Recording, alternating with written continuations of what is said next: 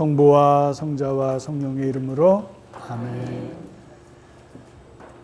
우리를 항상 어렵고 힘든 길에서도 당신의 빛으로 또 정의로 인도해 주시는 주님, 오늘 욥기를 또 우리가 함께 본문과 함께 보면서 인간이 겪는 그런 고통 속에서도 또 혼란 속에서도 신앙인은 바로 하느님을 향해서 나아갈 수 있는 그런 인내와 용기를 가졌다는 것을 저희들이 배우게 해주시고, 또 우리가 항상 어떤 상황 속에서나 겸손한 삶을 또 살 수 있도록 교만과 우쭐대는 우리의 삶이 아니라 우리 지식에 의존하거나 재물에 의존하거나 내가 살아온 경력에 의존하는 것이 아니고 항상 겸손하게 주님이 주시는 그러한 때로는 고통과 어려움이 있더라도 그런 속에서도 주님의 사랑을 우리가 잊지 않고 나갈 수 있도록 우리를 이끌어 주소서. 오늘 이 시간 함께해 주시고 저희들이 늘 이런 욥기를 통해서 어떤 고통에서도 용기를 가질 수 있는 은혜를 베풀어 주소서. 우리 주 그리스도를 통하여 비나이다. 아멘. 성부와 성자와 성령의 이름으로 아멘. 우선 오늘 여러분들에게 오늘 자료를 드렸지만 이것도 지난번에 나눠드린 3페이지에 잘 이렇게 요약해서 해드렸어요. 그래서 오늘 왜 또 이걸 하느냐면 복습하는 마음으로. 그래서 우선 아마 욥기는 바빌론 유배를 전후로 해서, 그래서 많은 학자들은 아마 587년에 유배를 떠나서 538년, 37년에 돌아왔으니까 그 이후에 아마 여기저기 흩어졌던 그러한 고대 근동의 그 지혜 문학에서 빚어지는 그러한 여러 가지 의문 중에서 가장 고통스러운 것은 죽음과 고통이거든요. 이집트 우리 신화를 봐도 죽음에 관한 얘기를 많이 썼고요. 또 내세에 대해서 많이 썼어요. 이집트 그런 그 벽화나 이런 데서. 그런데 유독 이 욥기에서는 고대 근동의 문화, 그 지혜 문학에서 주는 그러한 주제 중 하나가 바로 고통이라는 거예요. 고통은 지난번에 말씀드렸지만 원하는 사람이 하나도 없죠, 고통을. 그래서 고통은 실체를 몰라요. 왜 고통이 오는지, 왜 고통이 또 가는지에 대해서. 그러나 인간은 항상 고통과 이렇게 연결되어 있다는 거예요. 그러니까 우리가 태어나는 거, 또 살아가면서의 고통, 그리고 또 죽음에 대해서 항상 우리에게 주는 주제가 바로 지혜 문학의 주제 중이다. 그 중에서 오늘 욥기가 우리에게 주는 것인데, 오늘 본문을 통해서 보는데 다시 한번 우리가 본문을 보기 전에 이거 시곡 형태로 되어 있다. 그래서 특히 하이라이트는 첫째는 1단계는 그 욥과 그리고 욥의 친구들. 그래서 여기 엘리파즈와 빌닷과 초바르라는 이제 세 친구와의 대화가 주 주제를 이루어요. 거의 본문에서 여기 보면은 세 친구들과 하는 것이 4장부터 무려 31장까지 나가니까 굉장히 많은 본문을 차지하고, 거기서 또 부록식으로 이 세 친구를 갖다가 연결하고 또 욥까지 연결시키는 엘리후의 이야기, 그것도 굉장히 길어요. 32장부터 37장까지니까.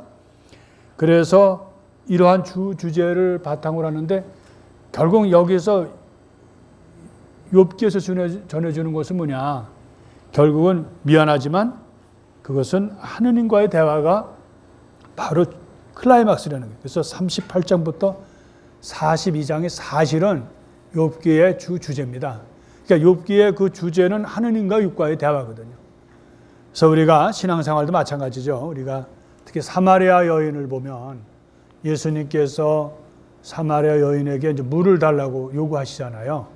그리고서는 계속 그 여인과 대화를 합니다. 그런데 그 사마리아 여인의 후속이 뭐라 그러냐면, 동네 사람들이 여인을 통해서 처음에는 아주 내 뒷일, 부끄러운 뒷일까지 다 알고 있는 예언자를 만났다. 사람들이 몰려왔는데 나중에 예수님이 거기서 다시 그들과 같이 얘기를 하면서 그들이 고백한 게 있어요. 이제는 그 여인복을이죠. 사마리아 여인복. 당신을 통해서 이렇게 우리가 말하는 것이 아니라 직접 그분과 그분의 그런 그 예언을 통해서 우리가 하나님을 알게 되었다라고 얘기를 합니다. 우리가 이제 살면서 남들을 신앙으로 이끄는데 신앙을 이끄는데 많은 사람들이 내가 이끌었다고 그래요. 내가 저 사람을 입교하고 저 사람을 인도했다는데 그건 잘못된 생각이에요. 왜냐하면 우리는 멍석만 깔아주는 거예요. 남의 신앙을 갖도록 준비해주고 또 그 사람이 잘 하느님을 만날 수 있도록 해주는 거지 하느님을 만나는 것까지 우리가 할 수는 없다는 거예요. 잘못하면 우리가 교만할 수 있어요. 우리 신부들도 마찬가지예요. 저 사람 내가 영세 줬는데 그런 말 하면 안 된다는 거예요. 예? 세례 줬다 하면 되고. 그래서 오늘 그 욥기의 가장 클라이막스는 세 친구와 엘리후, 물론 바탕은 마련해 줬지만 결국은 욥이 다시 하느님을 만나는 그 장면, 그것이 클라이맥스라는 거. 그래서 오늘 그걸 염두에 두셔서, 그래서 오늘 다시 한번 볼까요? 서문, 우리 1페이지 보면 본문 구성에서 서문이 1장, 2장이에요. 이제 이 욥기를 전개하는 데 있어서의 무대죠. 무대가 어떻게 전개되는가. 그래서 이제 등장인물이 하느님과 또 하느님의 아들들, 그리고 또 사탄, 그러다가 이제 결국은 욥이 이제 그 아픈 이제 피부병에 걸리고 그래서 결국은 고통 속에서 친구들을 만나죠. 친구들과 서로 대화를 하고 서로 변론하고 공격하고 비판하고 하는 그런 이야기들을 쭉 1차, 2차, 3차. 그래서 친구들과 첫째 대화는 4장부터 14장, 두 번째는 15장부터 21장, 세 번째는 22장부터 31장인데 거기에마다 엘리파즈는 엘리파즈대로 충고를 하고 또 욥이 또 거기에 대답하고 또 빌닷이 또 충고하고 욥이 또 대답하고 초바르가 또 충고하고 욥이 대답하는데 이건 전형적인 그런 그 히브리 문학의 전형적인 그 것입니다. 반복을 하는데 보통 사람들은 전과 동 뭐 이와 같았다고 하는데 히브리 문학은요 처음부터 끝까지 답답할 정도로 이것을 반복하고 또 대답하고 반복하고 대답하고 이렇게 한다는 거예요. 그 흔적을 우리가 어디서 봤다 그랬어요? 신약 성서에서 히브리 문학의 그런 그 특징은 우리가 어디서 볼 수 있어요? 이럴 때 이제 제가 좀 쉬는 거예요. 여러분들이 이제 대답을 할 동안 어디서 한다고 말씀드렸는데 혹시 기억했어요? 혹시 실수로 여러분들이 기억하면 그건 실수예요. 뭘까요? 어디서 우리 신약 성서 그 대목이 나오는데 특히 복음서에서 상금을 걸어야 되나? 제일 걸고 싶은 거 로마의 교황님 못 본 분들 로마의 항공편을 로마 가서 교황님 뵙고 오는 걸로 하면 좋겠는데 가세가 안 좋아서 저는 제일 아주 꿈이 우리 교우들하고 여기서도 우리 교황님을 먼 발치서만 봤잖아요. 그죠? 우리 텔레비에서 본 분이 더 정확히 보고 로마 가서 우리 본당 교우들이 교황님 한 방문해서 거기서 강복받고 하면 좋은데 그죠? 어딜 것 같아요? 이렇게 시간을 끌었는데 마태복음 25장. 난구님 어디 갔어요? 혼자 오셔가지고 대답을 잘해요. 25장 맞아요. 25장은 뭐예요? 양과 염소를 갈라놓듯이 그렇게 마지막 날에 임금이 이제 오셔서 임금으로 메시아이신 그리스도께서 오셔서 심판관으로 오신다. 심판자로 오시는데 처음에 양들에 대해서 너희들 나에게 물 한 모금 준 거, 먹을 음식을 준 거, 내가 배고팠을 때 해준, 내가 또 외로워서 찾아주고 그런 얘기 패턴을 그대로 어떻게 해요? 양에게도 하는 것뿐만 아니라 염소에게도 한자 틀리지도 않고 반복한다는 거예요. 그거 여러분들 그 한번 잘 보셔요. 그게 그 히브리 문학의 특징인데 여기서도 그런 고대 근동의 그런 지혜 문학을 받아들이면서도 거기에서 바로 첫째, 둘째, 셋째 하고 또 반복하고 두 번째 대화에서도 첫째, 둘째, 세 번 반복하고 세 번째에서 첫째, 둘째, 세 번째 이렇게 반복을 한다는 거예요. 어떻게 보면 답답한 것 같은데 사실은 가장 정확하죠. 아마 그러한 정신이기 때문에 유대인들을 통해서 성경에 정확하게 전달했을 거라고 봅니다. 전승해서. 그래서 여기서 우리가 이제 클라이맥스가 이제 그렇게 세 친구가 등장하고요. 그 다음에 38장부터 42장에는 욥이 이제는 친구들이 아니고 나는 이제 하느님과 직접 이제 대면하겠다. 하느님과 이제 따지겠다. 결국은 욥도 하느님과 대조를 해서 어떻게 돼요? 하느님한테 야단맞죠. 그러나 그 하느님께 대들면서도 나중에는 하느님의 그런 아주 전능하시고 우주적이시고 초월적이신 하느님을 어떻게 인간이 이해할 수가 있겠는가? 하느님은 설명하십니다. 우리가 신앙이 굉장히 당황스러운 것은 우리는 한계를 갖고 있고요. 우리 인간적인 시간과 공간의 한계를 갖고 있잖아요. 또 우리는 우리의 그 인지 바깥에서 이해를 못해요. 그런데 하느님은 초월자란 말이에요. 그래서 하느님은 눈에 볼 수가 없어요. 또 우리의 인지로 오감으로 느낄 수 있는 분이 아니에요. 그래서 그것이 굉장히 우리에게는 우리는 지성으로 또 우리가 갖고 있는 모든 그런 지식과 경험에 의해서 우리가 모든 걸 판단하는데 그걸 넘어서니까 하느님의 신앙은 정말 힘들고 도전적이죠. 한계적인 사람이 초월적인 하느님을 만난다는 거. 그래서 우리가 농담으로 하느님을 봤다 하는 사람은 왕사기꾼이다 이런 거죠. 그거는 사이비 종교에서 내세우는 거예요. 나는 하느님을 봤다. 하느님 못 봅니다. 하느님을 보면 큰일 나요. 왜? 예언자도 하느님 만나면 죽는 줄 알고 나는 이제 죽었다 그러잖아요. 그러니까 하느님을 만나는데 하느님을 욥에게 뭐라는 하느님께서는 당신은 초월자이기 때문에 그래서 다 이해할 수 없다. 너는 그런 네 야트막한 지식을 가지고 감히 나한테 그런 것을 대답하고 알려고 하느냐. 그러나 하느님은 그러면서도 사랑으로 욥에게 당신의 모든 것을 욥이 받아들일 수 있도록 기다려 주시고 그리고 그것을 다 대답해 주신다는 거예요. 그러면은 우리가 오늘 이제 종결 부분에는 이제 첫 번에 욥이 가졌던 인간적인 그런 재물과 또 축복을 하느님은 배로 주셨다라고 이렇게 나옵니다. 그래서 여기서 그 전체 구성은 그 욥이 부호였고 하느님으로 또 축복을 받은 사람인데 결론은 다시 그거보다 더 풍부하게 하느님을 이제 찬미하고 하느님의 사랑을 더 체험하고 하느님으로부터 축복을 더 넘치도록 받았다. 처음부터 보다 더. 그래서 여기서 주는 전체 주제는 뭘까요, 그러면요? 욥이 주는 전체 주제는 뭘까요? 또 비행기표 얘기 또 해요? 고통은 신앙을, 삶을 성숙시킨다는 거예요. 싫지만 우리 고통 좋아하는 사람 누가 있어요? 고통 속에서는 다 원망하고 다 밑바닥까지 내려가고 인간의 어떻게 보면 잘 흉한 모습까지 보이는 것이 고통이거든요. 그러나 그 고통을 통해서 인간은 성숙을 하죠. 그리고 신앙은 깊어지고 또 하느님에 대한 신앙도 우리가 이론으로 할 수 있어요.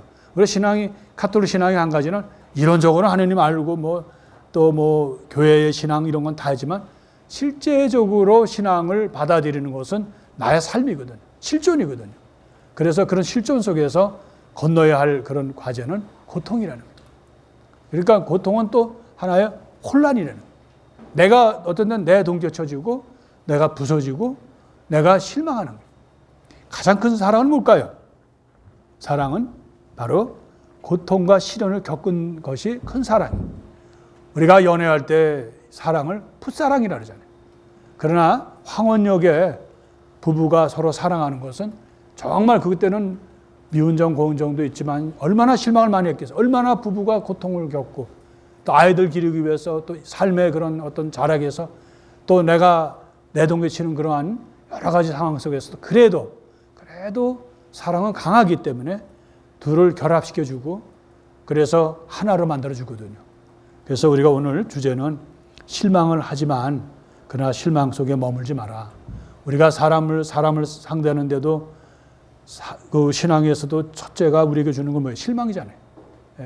바로 하느님께서 가나안 땅으로 가겠다고 할 때 얼마나 사람이 희망이 부풀어요. 그런데 나중에 막 하느님을 원망하고 모세를 원망하잖아요. 그런 것이 연속되면서 이스라엘 사람들은 하느님의 선택된 민족으로 교육을 받는 거죠. 우리가 사람을 만날 때 마찬가지예요. 우리 사람 처음 만날 때 어때요? 설레이고 아유 그 사람 참 인상도 좋고 그 사람은 참 좋고 그러다가 살면서 점점점 뭐예요? 하나 둘 실망을 가져요. 우리가 실망을 갖는 것은 인간관계도 마찬가지라. 그것을 이길 수 있는 것은 뭘까? 예수님이 주시는 사랑이라는 거예요. 예수님은 십자가에 못 박히시면서까지도 당신을 못 박는 사람을 용서하시고 그들을 위해서 기도하셨잖아요. 우리에게 아마 가장 큰 사랑의 표본은 우리 예수님일 거예요. 그러니까 고통의 극치, 여기 구약성서에 물론 예수님 나오지 않지만 우리가 이제 그리스도교 신자로서 이 욥기를 받으면서 배울 수 있는 것은 고통은 우리를 성숙시킨다. 고통은 사람을 거룩하게 만든다.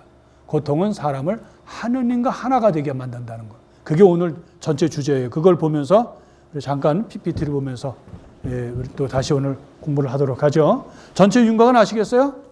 예, 전체 윤곽은 간단합니다. 욥기가 이렇게 막 여러 가지로 많이 있지만 서론과 결론이 있고 그리고 본론에서 세 친구의 이야기들이 있고 그게 부록식으로 엘리후가 또 등장하고 그리고 클라이맥스는 뭐라 그랬어요?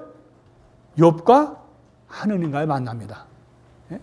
그러니까 우리도 마찬가지죠. 우리가 성체조배하고 우리가 나중에 묵상하는 거는 그동안은 우리가 신앙의 초대도 받고 신앙생활 이렇게 해야 된다. 우리가 영적 독서는 이렇게 해야 되고 기도는 이렇게 해야 된다. 많은 걸 하지만 마지막 순간에는 내가 하느님을 만나는 거예요. 그 요한복음에서 우리에게 잘 알려주잖아요. 요한복음은 뭐예요? 계속 하느님을 만나는 그리스도를 만나는 과정이지만 마지막에 계속 사람은 거부합니다. 예수님을 반대하고 예수님 반대하고 요한복음 첫 시작부터 그러잖아요. 예수님을 반대하는 거. 예수님이 오신 것도 몰랐고 오셨다 해도 반대하는 것으로부터 계속 그리거든요. 그래서 요한복음 19장에 십자가의 모습이 이제 클라이 정점이 거기서 반원점이 되죠. 그래서 예수님이 거기서 그 이후에 이제 사랑이 뭔지를 십자가의 고통과 다 안 다음에 제자들에게 내가 너희에게 평화를 준다. 그런 바탕에서 주시는 사랑이 진정한 사랑이라는 거예요. 그러니까 오늘 우리는 이 욥기를 마치면서 배울 수 있는 교훈은 뭐예요? 실망하되 그것으로 무너지지 말라는 거예요. 실망은 하느님을 만날 수 있는 아주 깊은 그런 은총의 장이라는 거예요. 그래서 영성을 하시는 분들은 실망은 바로 은총이다 이렇게 얘기합니다. 그러면 어떤 분은 그럴 거예요. 은총 좋아하네. 예? 죽을 지경이구만. 예? 그래도 확실한 건 실망은 또 고통은 은총이라는 거예요. 그럼 시작할까요? 예. 그럼 우리 여기 서문 또 본문에서 욥의 독백하는 거 여기는 아주 비참한 인간의 비참 자기가 이제까지 가졌던 그런 모든 것을 그래서 엘리파즈 빌다 또 조금 말씀드린 대로 1대와 2대와 그 다음에 저기 제3대화가 되고 엘리후가 나타나서 이제 이 모든 걸 이 친구들과의 대화를 종합합니다. 그리고 6번에 하느님과의 대화가 이제 진정한 클라이맥스다. 그래서 하느님은 인간의 지혜의 근원이시다. 하느님만이 주시는 지혜가 참다운 지혜다. 이것을 가르쳐주고 있는 것이죠. 그리고 마지막으로 맺는 말, 새 친구의 방문이죠. 지난번에 한번 말씀드렸습니다. 제 친구는 처음에 와서는 자기 친구의 고통을 너무나 참혹게 해서 가까이 가지도 못하고 어떻게 돼요? 밤낮으로 그와 함께 땅바닥에 있었지만 아무도 그에게 말 한마디 하지 않았다. 그의 고통이 너무나 큰 것을 보았기 때문에 며칠 동안 1회 동안이나 밤낮 같이 있었다는 거예요. 욥의 독백이 있습니다. 첫 번째는 그런 대로 넘어갔는데 두 번째 다시 시련이 오니까 욥은 이제 서서히 불평하고 또 자기의 삶을 저주합니다. 마시는 욥이 입을 열어 제 생일을 저주하였다. 욥이 말하기 시작하였다. 차라리 없어져 버려라. 내가 태어난 날 사나이를 배웠다고 말하던 밤. 얼마나 큰 저주면은 자기 자신을 저주하겠어요. 예. 누군지는 모르지만 이분이 혹시 욥이 아닐까 해서 만든 거예요. 예. 그때 찍은 사진은 아니에요. 욥한테 찍은 사진은 아니니까 걱정하지 마셔요. 차라리 죽었더라면 어째 내가 태중에서 죽지 않았던가. 어째 내가 못해서 나올 때 숨지지 않았던가. 왜 사람들 툭하면 나는 죽을 거야. 난 죽어야지. 죽고 말 거야. 막 이런 사람 있잖아요. 그 사람 욥을 약간 배운 사람, 닮은 거니까 걱정하지 마세요. 그 사람들 안 죽어요. 예. 죽고 말 거는 사람은 절대로 죽고 안 말 거예요. 그러니까 걱정하지 마시고. 왜 하느님께서 생명을 주는 거예요? 생명 주신 하느님께도 원망하는 거예요. 하느님께서 왜 나에게 생명을 주고 이렇게 고생을, 이렇게 영혼에게 고생을 시키고 실망을 주는가 하는 것이거든요. 어찌하여 그분께서는 고생하는 이에게 빛을 주시고 영혼이 쓰라린 이에게 생명을 주시는가. 생명 주신 것까지도 다 싫은 거예요. 얼마나 고통이 심하면. 그래서 이제 차례로 엘리파즈부터 이제 빌닷 초바로에 이르기까지 이제 질문하고 또 충고합니다. 그래서 이제 욥에게 야단치는 거죠. 한마디 하면 자네는 어쩌나 하겠지. 그럼 누가 말하지 않을 수가 있냐. 그래서 내가 너에게 말을 안 할 수가 없다. 이래서 이제 시작을 하는 거예요. 빌닷은 첫 번째, 아무려면 하느님께서 공정을 왜곡하시고 전능하신 분께서 정의를 왜곡하시겠나. 아주 지당한 말씀이죠. 예? 이 세 친구는 지당한 말만 해요. 근데 결론은 뭐예요? 염장을 지르죠. 예? 남의 그 아빠 죽겠는데 거기다 해놓고 맹자를 공자를 얘기하면 얼마나. 근데 우리 신앙인들이 기성신앙은 진짜 조심해야 돼요. 남은 정말 지금 배고프고 남은 지금 여러 가지로 고통받고 있는데 거기다 대놓고 올바른 소리만 해보세요. 그러면은 여기서 그걸 우리가 많이 반성해야 된다는 거예요. 기성 그 종교들이 범하는 큰 잘못. 내 생각 이렇게 대답하라. 재촉하니 내가 서두를 수밖에 없구려. 나를 모욕하는 질책을 들으면서도 내 정신은 나에게 이성적으로 대답해 주니. 뭐냐면은 당신 나에게 모욕을 줘도 나는 올바른 소리는 해야 되겠네, 이 뜻입니다. 예. 근데 어느 화가가 그랬는지 아주 잘 그렸어요. 남은 지금 아빠고 죽을 지경인데 거기서 아주 이 사람은 엘리파즈, 빌닷, 초바르는 아주 공자 얘기만 하는 거예요. 기성 종교가 갖고 있는 그러한 그 가르침만을 얘기하는 것이죠. 엘리파즈 이야기. 그래서 이제 드디어 욥은, 제가 욥이 대답을 많이 생략했습니다. 오늘 여기 욥은 여보게 자네는 많은 일을 다 이루고 맥 불린 손들에 힘을 불어넣어 주었으며 자네의 말은 비틀거리는 일을 일으켜 세웠고 또 자네는 꺾인 무릎에 힘을 돋워 주기도 하였지. 그런데 불행이 들이닥치자 자네가 기운을 잃고 불운과 맞받으시자 실급하는군. 하느님을 경외하는 것이야말로 자네가 믿는 바가 아닌가. 흠없는 삶이야말로 자네가 바라는 건 아닌가 하는 거. 여기에서 항상 그 기성 종교의 대표적인 말을 하는 겁니다.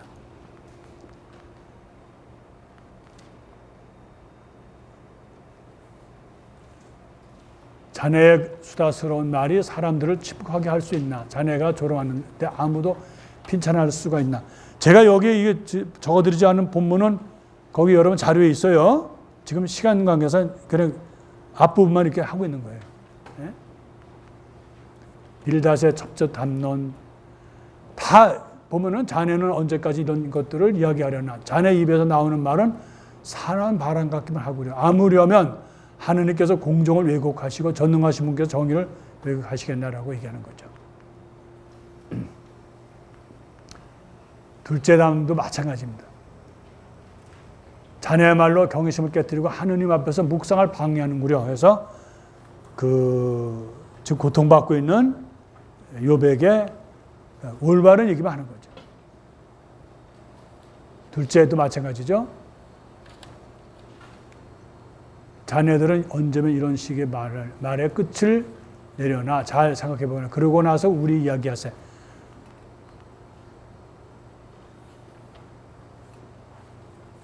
그러니까 욥이 자기에게 반대하는 뭐 그런 얘기해도 나는 당신에게 올바른 소리를 해야 되겠다는 얘기거든. 충고의 얘기죠. 이 전체 이 친구들의 얘기는 한마디로 충고의 얘기입니다. 당신은 그렇게 하면 안 된다. 당신이 무슨 잘못을 했으니까 인과응보의 그런 법칙에서 잘못을 했으니까 당신은 이런 고통을 겪는다. 당신은 지금 말을 안 했지만 뭔가 숨기고 있다. 또 아니면 당신이 숨기고 있지 않아도 당신은 모르는 잘못이 있다라고 해서 계속 그 욥을 궁지로 몰아넣는다는 거죠.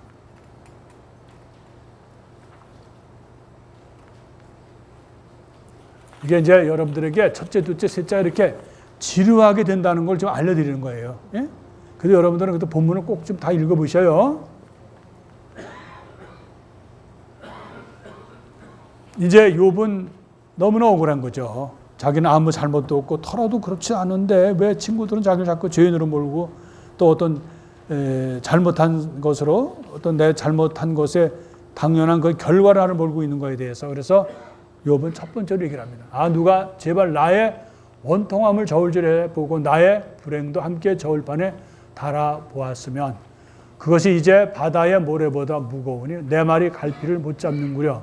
전능하신 분의 화살이 내 몸에 박혀 내 영이 그 독을 마시고 하느님에 대한 공포가 나를 덮치는구려. 굉장히 중요한 말인 것 같아요. 우리가 신앙을 갖고 있으면서도 때로 하느님이 두려울 때가 있거든요. 왜냐하면 우리가 하느님 앞에는 미약한 존재이지만 하느님을 생각하고 하느님을 또 비판할 수 있는 그런 우리 지성을 주셨거든요. 그래서 하느님은 나를 바닥에 내던졌다 하는 이야기죠. 하느님께가 소송을 벌인다 한들 천에 하나라도 그분께 답변하지 못할 것이네. 지혜가 충만하시고 능력이 넘치신 분 누가 그분과 겨루어서 무사하리요. 그분께서 내 앞을 지나가셔도 나는 보지 못하고 지나치셔도 나는 그분을 알아채지 못하네. 우리가 신앙에서 가장 큰 갈등은 뭐예요? 내가 고통 겪고 있는데 하느님은 아시기나 하냐?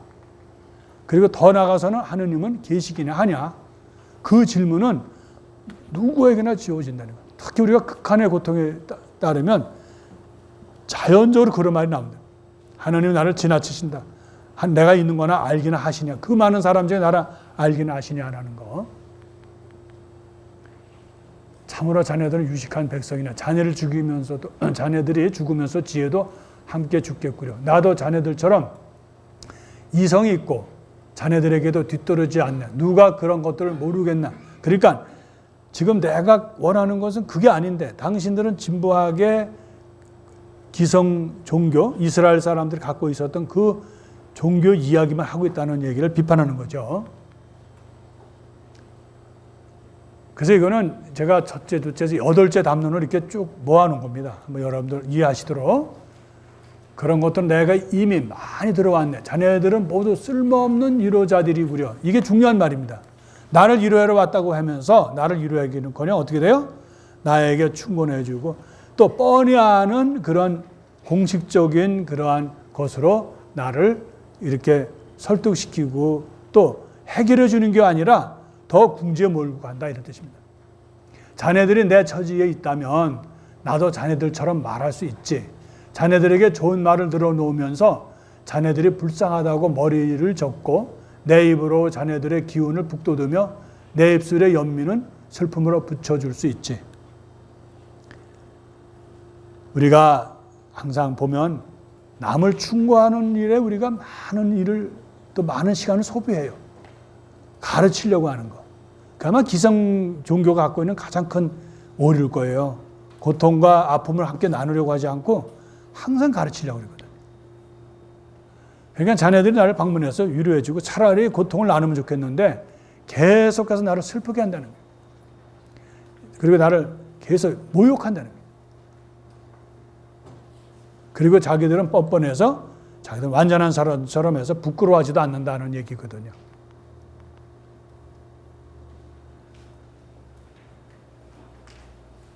그러나 친구들은 되게 또 그렇잖아요.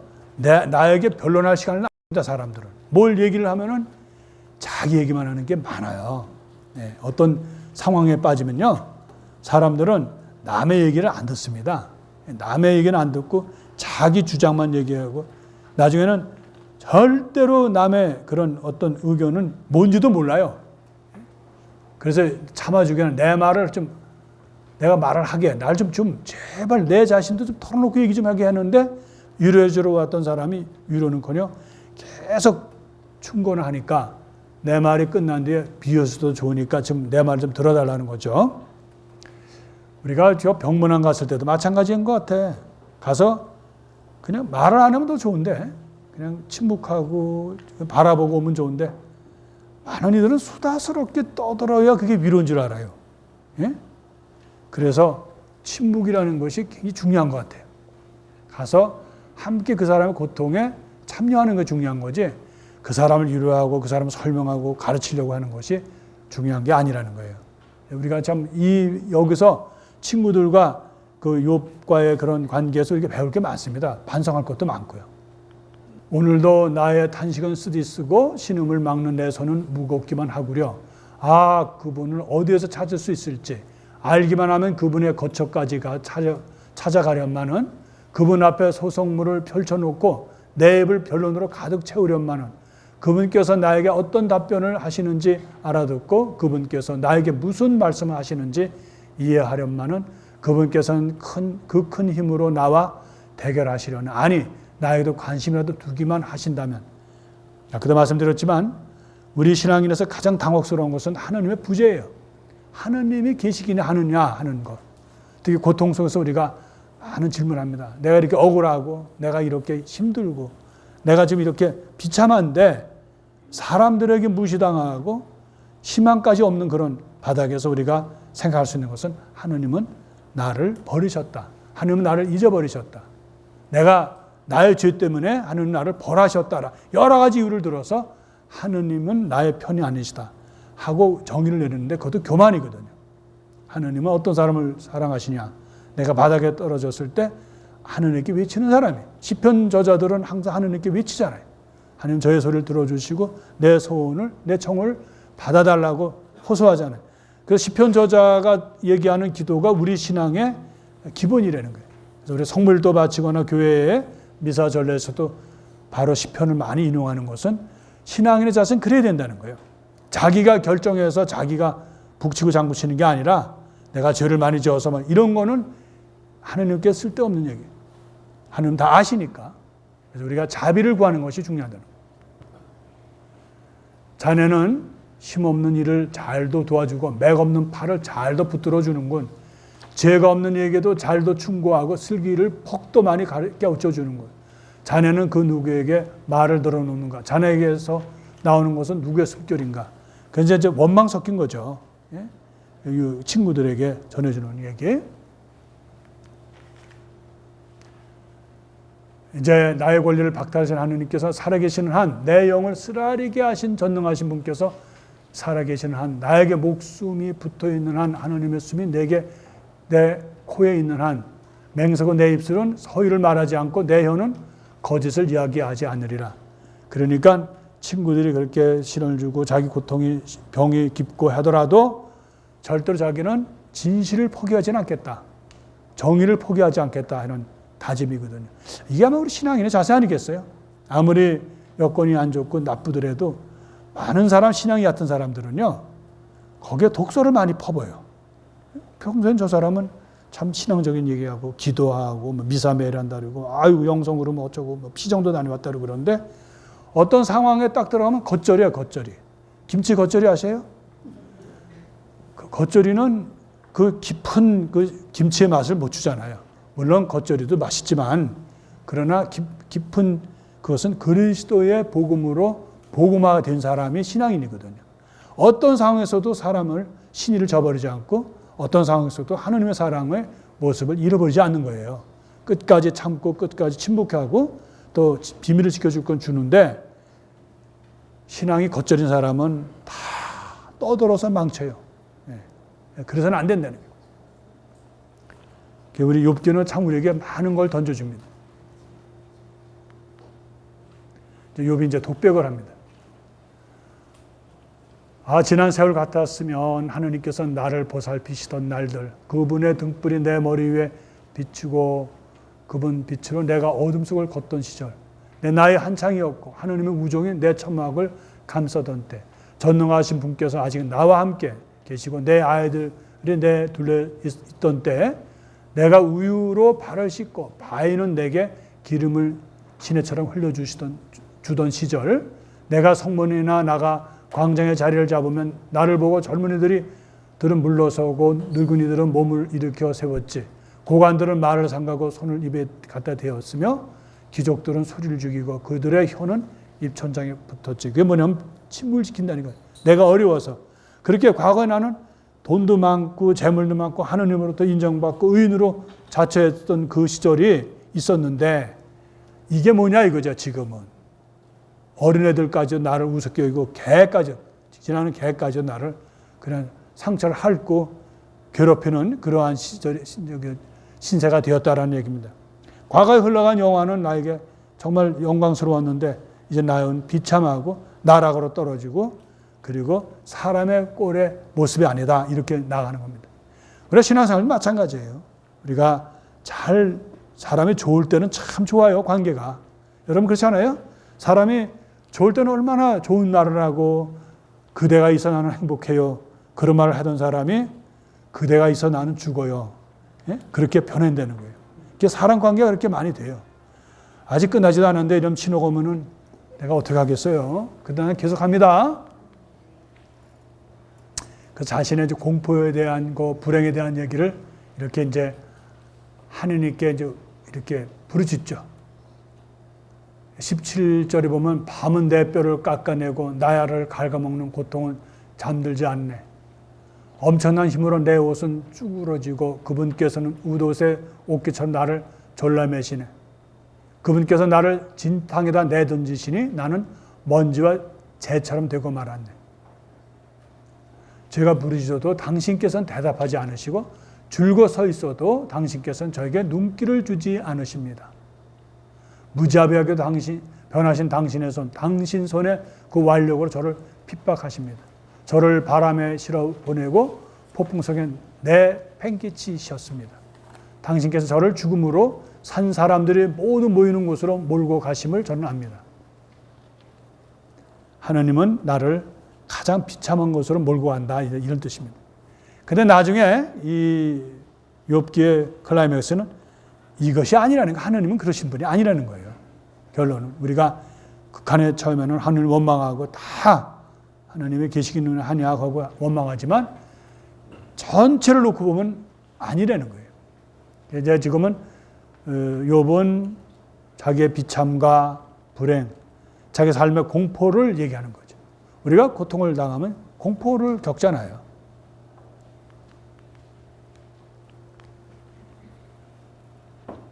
세 친구와 그리고 엘리후가 있고 그다음에 여기는 저도 모르겠어요. 이 사람 만난 적이 없어서. 이게 욥이죠. 이게 엘리후고요. 당당하게 젊은이로서 이게 아마 어떤 그림의 의미가 있을 건데 그 단은 잘 모르겠고요. 엘리후는 이제 또 혜성가 나타나서 또 셋을 다 친구도 욕하고 또 욥도 충고하며 욥에게 마침내 이 세 사람은 욥에게 대답하기를 멈추었다. 그가 자신을 의롭다고 여겼기 때문이다. 이제 그들은 증명한 거예요. 욥에게 이제 우리들이 참 옳다 하는 거를. 그래서 여기서 이제 친구들은 끝나죠. 말은. 그런데 그 다음에 그러자 람 가문 출신의 부주 사람 바라크엘의 아들 엘리후가 화를 내었다. 욥이 스스로 하느님보다 의롭다고 주장함으로 화를 낸 것이다. 사실은 의롭다고 주장한 건 아닌데 그렇게 이제 갖다 얽어매는 거죠. 그는 세 친구에게도 화를 내었다. 그들이 대답할 말도 찾지 못하면서 욥을 단죄했기 때문이다.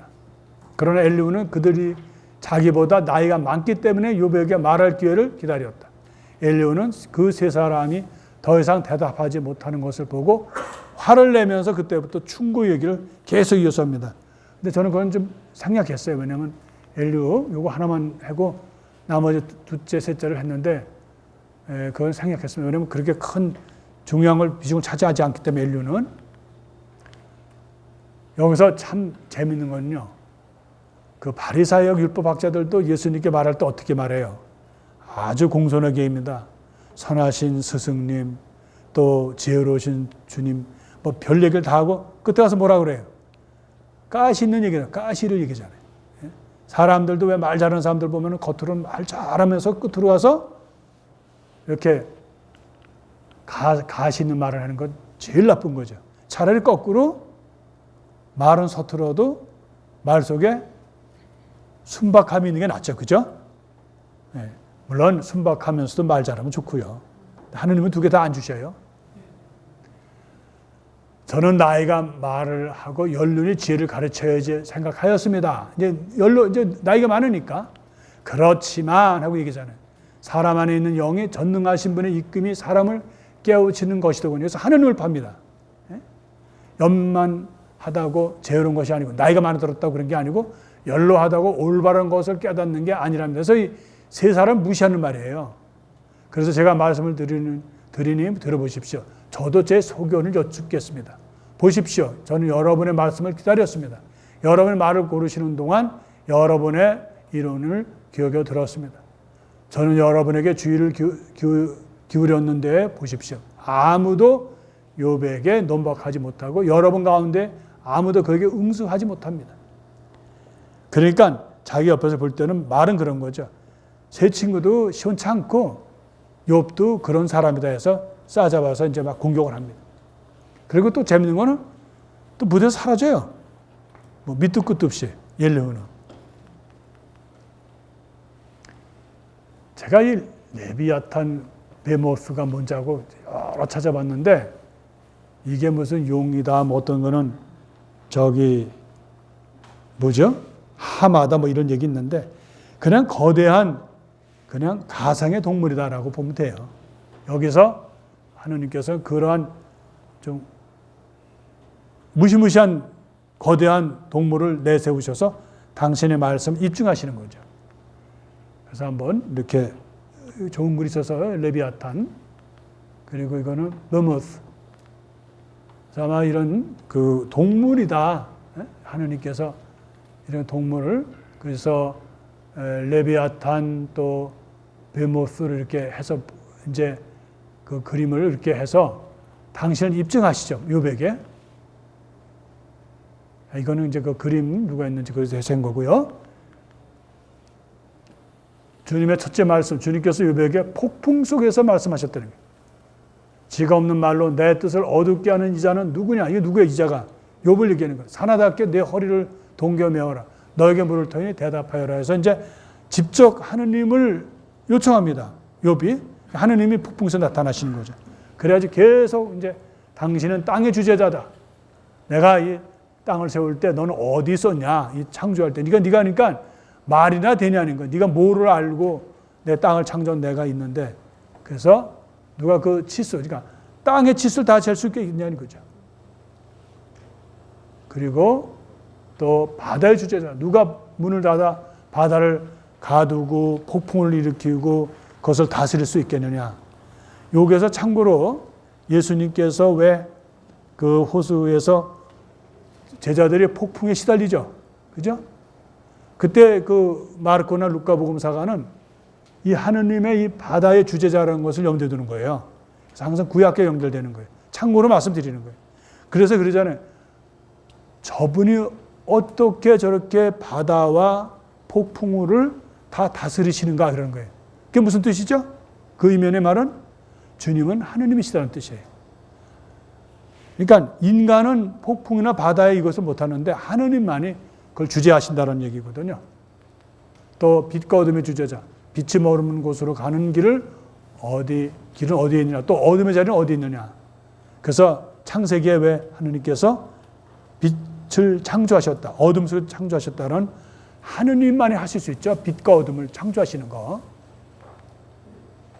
기후의 주제자, 뭐 우박을 내리시고 비를 내리시고 천둥을 내리시고 모든 폭풍을 다스리시는 분은 하느님이시다라는 얘기거든요. 하늘의 주제자, 하늘의 우주를, 별들을 또 행성 또 별, 달, 해를 다 주관하시는 분이라는 뜻이거든요. 끝으로 재미있는 것은 동물 세계 주제자의 또 전혀 다른 얘기로 돌아옵니다. 그래서 암사자에게 먹이를 사냥해 줄 수 있으며 힘센 사자의 식욕을 채워줄 수 있냐. 하느님이 그래도 다 먹이 사슬을 만들어서 안 굶어 죽게 한다는 뜻이에요. 모든 걸 동물들도 짐승을 다 다스린다는 뜻이거든요. 아까 말씀드린 무헤못 또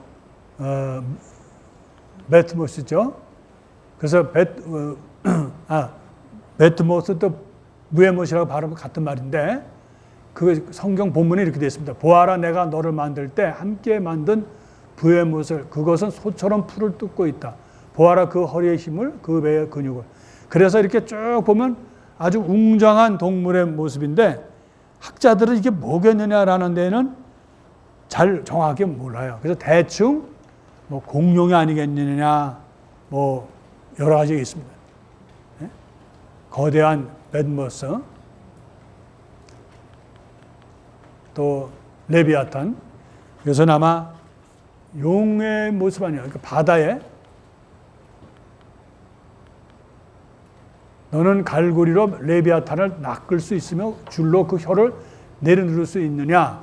너는 골풀로 그 코를 꿰일 수 있으며 고리로 턱을 꿰뚫을 수 있느냐? 그게 무슨 말이냐면 이렇게 거대한 동물을 만드시고 다스리신다는 거예요. 그분이 누구시냐? 하느님 뿐이시다 하는 얘기. 그래서 욥에게 네가 이렇게 지금 고통받고 어려워도 그렇게 얕은 인간의 그걸로만 보지 말고 전체 우주적이고 초월적인 하느님을 네가 알아야 된다 해서 하느님은 차근차근히 설명해 주시는 거예요. 그러자 욥이 주님께 대답하였다. 저는 알았습니다. 당신께서 모든 것을 하실 수 있음을, 당신께는 어떠한 계획도 불가능함을, 당신께는 지혜가 없이 내 뜻을 가리는 이자는 누구냐 하셨습니다. 그렇습니다. 저에게는 너무나 신비로워 알지 못하는 일들을 저는 이해하지 못한 채 찌꺼렸습니다. 라는 거예요.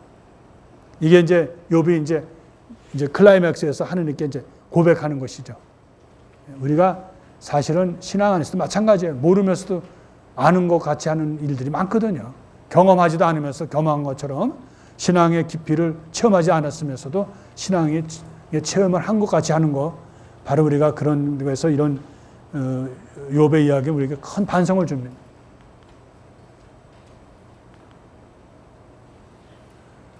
당신께서는 이제 들어라, 내가 말하겠다. 너에게 물을 터이니 대답하여라 하셨습니다. 당신에 대하여 귀로만 들어왔던 이 몸, 이제는 제 눈이 당신을 배웠습니다. 그래서 저 자신을 부끄럽게 여기며 먼지와 잿더미에 앉아 참여합니다. 이게 여기 오늘의 그 욥의 하나의 정점입니다. 욥은 인간의 영화, 인간이 갖고 있는 재물, 인간이 갖고 있는 행복에 겨웠던 사람이에요. 그러나 막상 그가 나락으로 떨어져서 인간의 고뇌, 인간의 고통, 인간이 절망하고 또 비참하게 버림받은 그런 처지에 내똥겨쳤을 때에 그것을 체험함으로써 인간이 무조건 행복으로만 여겨서 있는 존재가 아니라는 거예요. 인간은 때로는 고통과 또 사람들이 갖고 있는 그런 고통에 뒤편에서 다시 버림받은 그러한 존재로 살아가는 것을 체험하고 나서 그가 풍부하게 하느님이 누구시라는 거예요. 우리가 행복에 겨웠을 때만, 또 아무 일도 없고 논리적으로 살 때는 하느님이 어떤 분인지 잘 모르거든요. 그래서 여기에 이 욥의 가장 클라이맥스는 여기에 그렇으면 저에게는 너무나 신비로워 알지 못하는 일들을 저는 이해하지도 못한 채 찌꺼렸습니다. 그게 무슨 말이에요? 우리가 하느님을 체험 못해요. 하느님을 정말 우리의 초월을, 우리의 한계적인 것을 초월자의 입장에서 다 못해요. 그래서 예수님께서 바로 당신을 통해서 아버지 하느님을 안다고 하신 말씀은 뭐냐? 하느님을 본 사람은 없다고 요한복음은 전해주고 있거든요. 근데 우리가 볼 수 있는 것은 예수님이고, 예수님을 통해서 당신의 아들 예수를 통해서 우리가 알 수 있다. 이제 그렇게 논리가 되거든요. 그냥 구약에서는 이제 그런 것이 없으니까요. 이제 프롤로그입니다. 이제 에필로그. 프롤로그는 저 서원이고 이건 에필로그, 결말이죠. 그래서 이건 하나의 아마 모든 사람들이 축복하는, 여기 뭐 들짐 수 있고 있는 것은 메시아 시대를 얘기하는 거예요. 사실은 재밌는 건요, 1장 2절에 욥에게 하느님이 주신 축복은 아들 7과 딸 3이 있었다라고 했거든요. 그의 자산은 양이 7,000마리, 낙타가 3,000마리, 결의소가 500쌍, 암나귀가 500마리나 되었고 종들도 매우 많았다. 그 사람은 동방인들 가운데 가장 큰 부자였다라고 나오거든요. 근데 42장을 딱 가보면요, 똑같은 말인데 주님께서는 욥의 여성의 지난 날보다, 이것보다 더 큰 복을 내리시어 그는 양을 뭐예요? 7,000마리에서 어디 있어요? 배가 뭐예요? 14,000마리. 낙타가 3,000마리가 얼마가 되겠어요? 6,000마리. 결의소가 500쌍이니까 뭐예요? 1,000쌍. 암나귀가 500마리니까 어떻게 돼요? 1,000마리가 됐다. 소액이 되었다. 근데 여기 재밌는 거는 이게 이제 히브리 말의 그런 뉘앙스예요. 여기는 첫 번에 그에게 아들 7딸이 있었는데 여기는 끝으로 또한 그는 아들과 7딸과 똑같이 얻었다는 걸 이게 대칭적으로 한다는 거예요. 요거는 똑같은 말이에요. 지금 번역이 그렇지 같은 말인데. 배로 되었다는 거. 그래서 하느님의 축복은 모든 걸 잃어버리고 모든 것이 고통스럽고 뭐 지나가는 것 같아도 하느님은 축복으로 모든 걸 끝난다는 거예요. 용서하지 못하는 마음은 고통스러워요.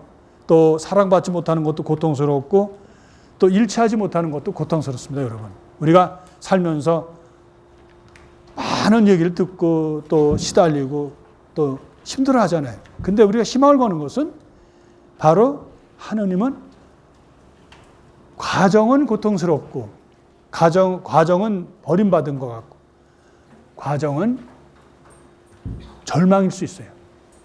근데 신앙인들은 절망하지 않아요. 왜냐하면 하느님의 이러한 것을 다 알기 때문에. 예수님께서 우리에게 좋은 표현을 보여주셨잖아요. 아버지 왜 나를 버렸냐? 그 십자가에서 마지막인데 많은 사람은 곤욕스러워요. 어떻게 하나님의 아들이 어떻게 아버지께 저런 절망적인 얘기를 하느냐? 그것은 다시 말하면 희망을 이겼느냐. 나락의 가장 큰 절망은 또 하나의 희망을 담을 수 있는 그릇을 마련해야 된다는 거예요. 그래서 우리가 죽음 후에 부활이다. 여기는 물론 욥은 그런 말을 하지 않았지만 그리스도인들이 이 욥을 받을 때는 하느님은 고통과 버림받은 것 같고 죄로 다 쓰러진 것 같아도 그 안에 하느님은 다시 희망을 주고 축복을 배려 주신다는 얘기거든요. 신앙에서 우리가 가장 돼야 될 것은 신앙인은 절대로 절망해서는 안 된다는 거예요. 어떤 상황에도 우리가 어떤 일에 있어서 그렇고 사람에게서 그래요. 여러분도 부부지간에도 그렇잖아요. 때로 그러면 부부싸움 대판하고 어떤 때 남편이나 부인한테 희한한 소리 듣고 모욕적인 말을 들으면 끝나는 것 같잖아요. 야, 내가 저런 인간을 두고 내가 결혼을 했다니.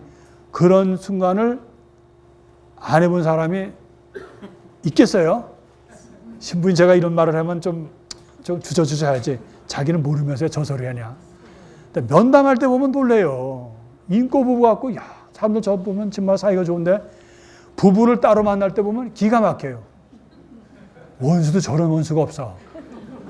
그래서 처음에 새 신부 됐을 때 굉장히 당황했어요. 그 남편을 두고 그런 나쁜 놈하고 욕을 막 해요. 나는 그거 들으면서, 야, 세상에 저렇게 나쁜 놈이 있나 했는데, 얼마 있다가 성당 올 때부터 팔짱 끼고 와요, 또. 자기 부인은 세상에 제일 아주 여기 뭐 서비스도 없고 뭐 아주 제일 나쁜 여자예요. 아주 그런 그 악처가 없어요. 그런데 어느 날 봐서 그 자기 부인 앞에서 하는 짓거리 보면 선녀 앞에서 하는 것 같이 행동을 해. 그래서 처음에 사제 생활에서 내가 안 쓰고 이제 그때 결심을 했죠. 그리고 많은 그 면담을 통해서 바로 그것이 사랑을 이어주는 거다. 실망하는 것이 사랑으로 나가는 길목이라는 걸 배운 거 아니겠어요? 예. 그래서 저는 결혼 생활하는 거 부러워하지 않습니다. 예. 여러분들 혹시 본 당시에 이 말을 하면 저 신부님 혹시가 뭐 어때서요? 예. 그러니까 여러분들 많이 실망하셔요. 사람들에게 서로 사랑하기 위해서는 먼저 실망해야 돼요. 그리고 그것을 기도하셔야 돼요. 우리가 실망을 기도하면 하느님은 다 메꿔주셔요. 욥도 결국 하느님에 대한 희망을 안 잃어버린 거거든. 왜? 마지막 나는 그러면 세 친구에게 내가 너희들 이렇게 했지만 너희들은 실망을 했지만 나는 하느님과 함께 하겠다는 거 아니에요. 하느님하고 따지겠다는 거 아니에요. 물론 하느님하고 따져가지고 본전은 못 찾았죠. 그렇지만 하느님은 그에게 풍부한 걸 주신다는 거예요. 근데 욥서가 우리가 지금 해도 뭐 많이 있지만 다 못하고 오늘 결론을 말씀드리면 실망도 멋있게 하시라는 거예요. 실망을 멋있게 하는 건 뭐냐? 희망을 잃지 않는 거예요. 아무리 밑바닥에서 실망이라도 내가 희망을 잃지 않으면 돼요. 사도 바로 좋은 말씀하셨어요. 아브라함은 절망을 넘어서 희망을 했다 그랬어요. 우리가 희망할 수 있는 걸 희망하는 건 희망이 아니에요. 절망 속에서 내가 끝까지 그래도 희망을 잃지 않는 것. 그것이 희망이라는 거. 오늘 욥서가 우리에게 주는 교훈이에요.